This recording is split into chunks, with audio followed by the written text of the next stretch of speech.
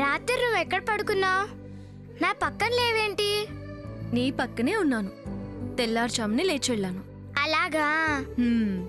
నేను లేచినప్పుడు నువ్వు లేకపోతే నన్ను వేరే దగ్గర పడుకోబెట్టారేమో అనుకున్నా. ఏయ్ భవిష్య, పొద్దున్న నుంచి కనపడకుండా ఎక్కడికి వెళ్ళావే? నేనెక్కడికి వెళ్ళాను? ధరణి అమ్మే కదా నాకు బ్రష్ చేయించింది, స్నానం చేయించింది, స్కూల్ డ్రెస్ వేసింది, ఇప్పుడు తల దూతుంది, స్కూల్ బాక్స్ రెడీ చేసింది, స్కూల్కి పంపిస్తానంది. నువ్వే ఎక్కడికో వెళ్ళి నన్నే ఎక్కడికో వెళ్ళానంటావే? అతి వాగుడు వాగకు. నేనెక్కడికి వెళ్ళడం ఏంటే? నీ గురించి వెతుకుతూ ఉంటే అబద్ధం.